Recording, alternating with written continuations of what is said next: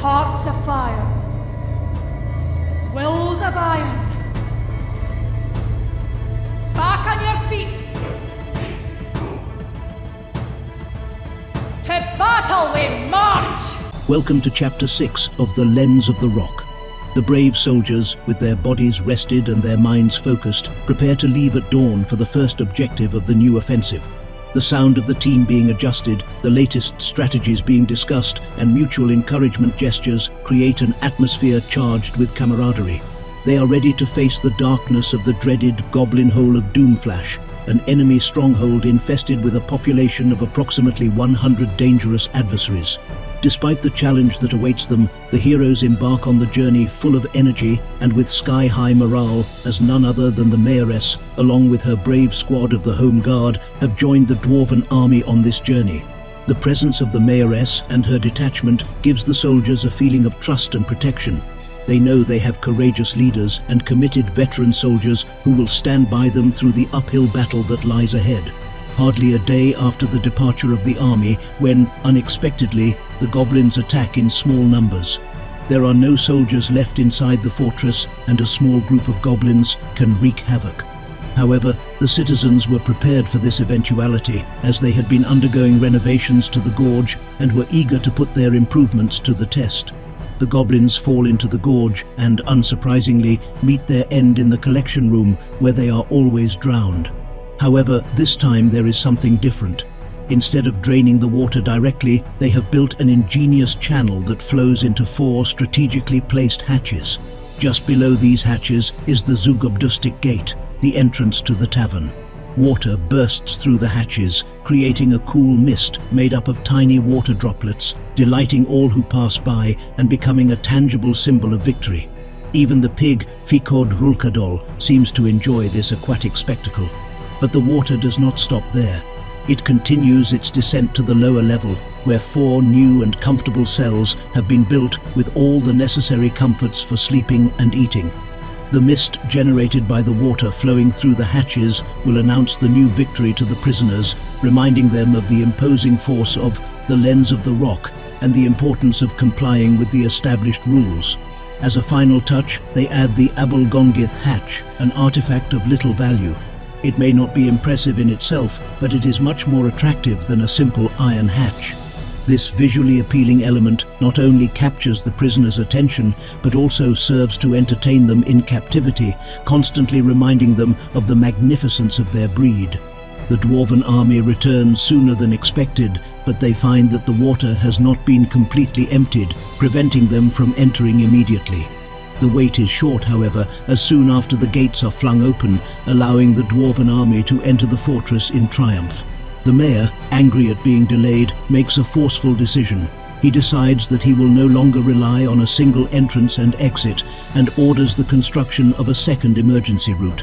With his firm and determined authority, orders are passed quickly and construction work begins immediately. Soon after, a majestic tower stands tall on the lake's peninsula, dazzling in its blue splendor. Standing several stories tall, it becomes a towering symbol of dwarven strength. At the top, a bridge has been built with access to the outside, although it will remain closed until the occasion requires it, guaranteeing security and control over the entrances and exits of the fortress. As the 20 new rooms for the recruits reach their final stages of construction, a goblin army storms the fortress. Never before had an army of such magnitude been seen. The screams of the goblins echoed from the forest on the hill, where the bodies of their comrades and the traitor lay, fallen in the epic battle of Utu Stot, which occurred in the year 115. Filled with rage and thirst for revenge, the goblins launched the attack without thinking twice. They came down the hill howling and snarling, emboldened by the prospect of conquering the dwarven stronghold. However, the gorge, always ready to defend its home, managed to trap a large number of enemy troops, dooming them to be devoured in the abyssal depths of the mountain by unknown creatures from the caves. They fight in vain to survive their fate. Even so, a part of the goblin army was unable to enter the deadly hall. Therefore, the Dwarven army is stationed on the peninsula, fervently waiting for the bridge to open. The onslaught is triggered by a deadly exchange of bolts that pierce the air and find their mark, knocking one of the goblins off the cliff. his last scream silenced by the splash of water. Finally, the bridge is thrown open and the dwarf soldiers charge with indomitable force, easily annihilating the remnant of the remaining goblin army. Every axe swing and shield clash was a resounding affirmation of the dwarves' superiority and bravery. Once the battle has come to an end, the soldiers return in triumph, closing the bridge behind them. At that moment, they discovered the wonderful and relaxing mist that had formed at the entrance of the tavern. The gift of victory, a comforting mist that drifts through the air, easing the tension of exhausted warriors. The obligatory headstones and statues were soon erected to honor the brave dogs who had given their lives in defense of the fortress. Each epitaph carved in stone told the story of a heroic sacrifice. With their spirits renewed and properly prepared, the dwarf army sets out once more, imbued with will. However, this time, the mayor and her squad decided to stay in the fortress, trusting in the ability of her brave soldiers to carry out the mission. The objective before them now was smaller, but no less important: the assault on Spine Demon's goblin hole, which housed about 50 enemies inside. This evil lair was located northwest of the fortress, in a gloomy and dangerous area. In the middle of the gloom of the night, when the dwarf army was miles away, the unwelcome goblins rush upon the fortress again. The dwarves, eager and expectant, their hands resting on the levers that would close the heavy doors, were already celebrating their anticipated victory. However, in his distraction and longing to feel the refreshing embrace of the mist drops, whose powerful deluge drowned his adversaries, a cunning goblin manages to evade the defenses. With pinpoint precision, the insidious goblin latches onto the door and in one quick, accurate movement locks the lever, leaving the fortress unprotected.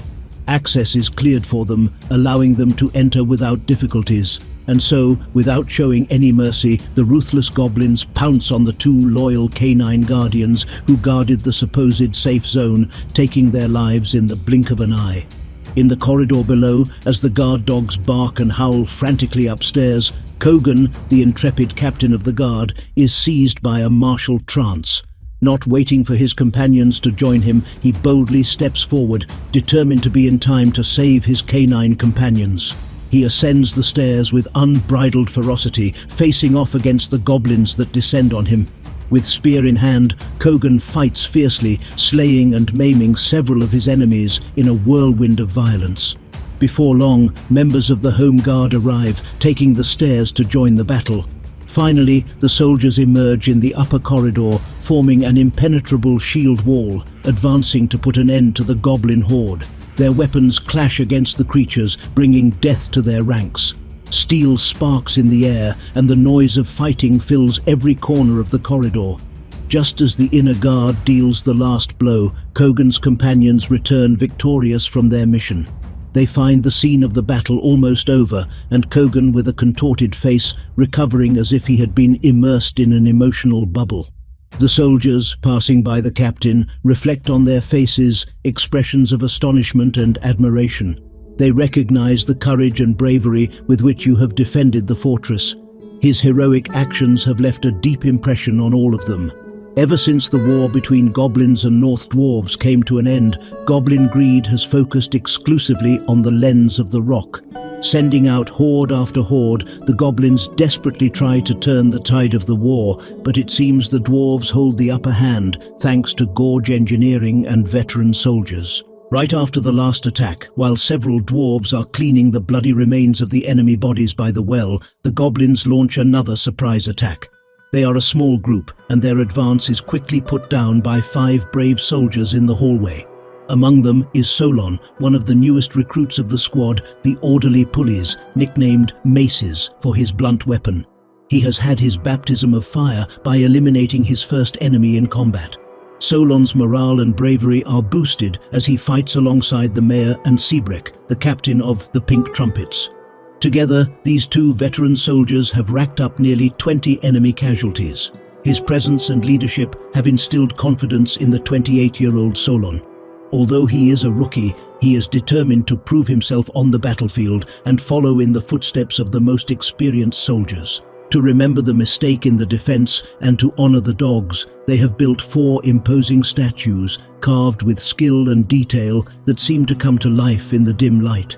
Their gazes seem watchful and protective, as if they were ancestral guardians of that sacred place. Directly in front of the statues are 4 carefully engraved tombstones. However, the most striking thing about the mausoleum is found in a pair of pedestals, strategically placed in the center. On one of them rests the skull of a dog, preserved in perfect condition. Its empty sockets seem to tell forgotten stories, a testimony of the life that once existed. On the other pedestal rests a valuable and unique object, the Kobomotic dog bone chain. Meticulously decorated with wooden embellishments and wrapped in bands of tapered baguette-cut agates, this chain exudes an aura of power and mystery. Its rare, faint glow makes it impossible to look away from it. The mausoleum as a whole creates an atmosphere steeped in history and meaning, a place where secrets and memories intertwine and where the past comes to life. In addition, a new squad has been assembled, known as Los Aticos de Granito, a team made up of brave and promising young people. Though still new to warfare, they carried a diverse arsenal of weapons that reflected their determination to do their duty. These brave warriors came together for the purpose of supporting and reinforcing the troops on the front lines, while gaining the necessary experience to face even greater challenges. As I cast my gaze across the fortress, something catches my eye. A visitor has arrived, a middle-aged dwarf named Morul, his 80 years of experience etched on his face and walk. I found it in one of the public temples of the fortress. There, in silence, he immersed himself in a deep prayer. Her closed eyes and serene face reveal an intimate connection to her faith and a heart full of hope. Morul's visit has a precise objective: to meet with 2 of his 10 citizen sons of the lens. His eldest son, Besma, seems to be having a difficult time, listening to poetry while fighting the effects of excessive drinking at the local tavern. On the other hand, Erush, his second daughter, has found her own way in the fortress. He is dedicated to working with mushrooms to create the precious alcohol that gladdens the hearts of many. Morul feels a mixture of admiration and pride, knowing that her daughter has found a way to contribute and thrive in this challenging world. The fortress becomes a vibrant arena where individual struggles are intermingled with blood ties and community ties. A new order has been issued in the fortress. It is time to empty the water tank in the gorge. This measure is necessary to start a series of works and renovations that will require the temporary closure of the main entrance. Accordingly, the soldiers exit via Tower Bridge. Although her appearance reflects some weariness and fatigue, her morale remains high. They direct their steps towards the Goblin Hole to the south of the last offensive attack. As if knowing that the dwarven army has departed, the goblins attack the fortress in small but dangerous numbers. The soldiers of the Internal Guard come out to wait for them. The dogs, faithful guardians of the fortress, bark furiously when they discover the 4 raiding goblins. Kogan, the captain of the guard, fed up with witnessing the loss of his beloved canines, feels a flame of anger burn within him. Without a second thought, he charges solo down the gorge corridor, determined to face the invaders personally. Reaching the top of the ramp, Kogan stops, waiting for the goblins. Spear in hand, he confronts them with epic skill and bravery. Every blow he lands is lethal, stopping any goblins who dare to enter the ramp. Once the goblins that entered are defeated, Kogan doesn't stop there. Without taking a breath, he goes outside to finish off the last 2 invaders. The goblins fall one after the other under the accurate attacks of his spear, until the threat is finally eradicated. At that moment, his wife and a couple more soldiers from the Internal Guard arrive at the scene, only to find the shocking image of Kogan covered in blood. His tired but proud look speaks of the fierce battle he has fought. No need to say words, his gesture speaks for itself. Kogan has carried with him a staggering number of kills, 19 in total, since he was appointed captain of the guard many years ago. The soldiers return from the offensive triumphant. The rookie Mazaz returns with a new death in his career and a lot of combat experience. Although their bodies show signs of exhaustion, their spirit of victory infuses them with strength. It is time to stop the attacks for a while and delight in the first finished work in the throat.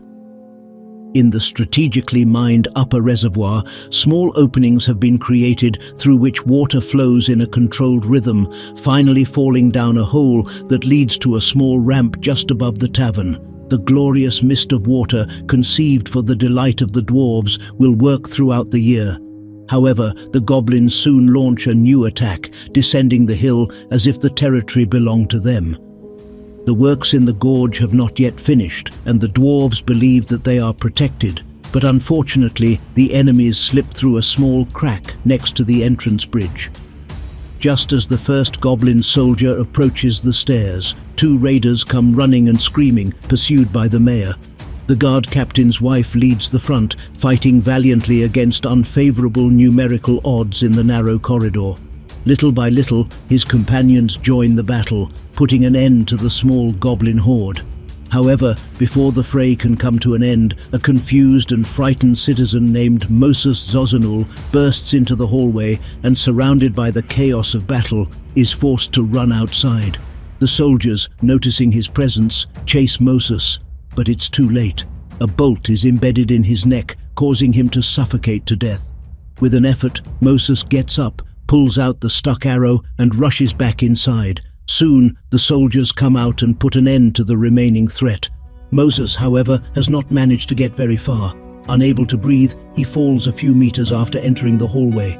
The dwarves understand that it is crucial to close the gaps at the entrance before dealing with Moses. The security of the fortress must be a priority, even in times of grief and loss. Even so, the construction of a mausoleum on the apartment floor was prioritized to honor Moses with his coffin and a carefully carved tombstone. To the right is another lone headstone belonging to Feb. His spirit has been disturbing the community for a while now. It is said that he died in the fierce battle of Otu Stot, entombed under the mountain of goblin bodies. Nobody noticed his death or his disappearance in the midst of that chaos. His memory lives on in the minds of his colleagues, who regret not having been able to pay him proper honors at that time. The offensive has not only left death, claiming the life of Moses, but has also left several soldiers injured. Among them is Tobul, a war veteran scarred in several places and a crippled knee. His sacrifice and bravery have not gone unnoticed, and he has been honorably discharged from the military, and in recognition of his exemplary service has been given the position of chief jailer and executioner. A custom room, office and individual dining room has been built for Tobul, located next to the prisoner cells. The floors and walls are covered with jet, his favorite stone, which gives him a cozy atmosphere. In his office, there are strategically placed windows from which he can watch the prisoners while sitting comfortably in his chair. Standing on a pedestal is a long, perfectly polished indigo tourmaline gemstone, casting its mysterious glow into the room. In the other corner, a masterpiece sculpted by Cog catches the eye. It depicts Tobul rejecting Ushria, curiously the dwarf who threw the innkeeper down the well a few years ago. It is a representation of the divorce between the two, which occurred in the year 99, long before the foundation of the fortress. Through the windows adorned with tourmaline jewels, semi-opaque, distorting the vision through it, is the room. She is perfectly equipped to boost his morale, as his injuries and recent events have left him somewhat dejected. Every detail has been carefully selected to bring you comfort and relief in your private space, and it's not long before Tobul has jobs coming up. Eton, a soldier from the Forge Fire, gets drunk in the tavern and starts a wild fight. His blows reach several dwarves who flee the place in search of safety. Soon after, Iton ends up in the hospital with several bruised and broken bones. The captain of the guard has not hesitated to give him a beating when trying to stop him. As a result of his actions, he has been sentenced to 166 days in prison in chains. Once Iton's wounds begin to heal, he is escorted by the captain to the prison, where he will spend the days chained to the wall. In that isolated but paradoxically privileged place within the fortress, he will serve his sentence. The remodeling works in the gorge have come to an end, and with them, the dwarves seek to solve two important problems. One of these problems is related to dogs. Although there are numerous hounds in the keep, many dwarves feel a deep connection to these faithful companions. However, he faces the challenge of finding a balance between his presence and the needs of the place. The other problem arises from the waterfall that now flows uninterrupted. Having removed the distinction between common water and holy water that contains the souls of fallen enemies, the dwarves within cannot enjoy the difference. Intensive discussions have been held in the library to find viable solutions, finally concluding that the mountain gorge needs teeth to dye the sacred blessing a subtle red. The gorge corridor, with its gleaming white walls, greets the mayor and her detail as they prepare to survey the area before opening the gates. The gorge now shows its new teeth, death traps of iron spears strategically placed to safeguard the entrance. With a firm step and a determined look, the mayoress leads the procession, carefully evaluating every detail before giving the order to reopen the fortress. Thanks for watching the chapter. See you in the next one. Bye.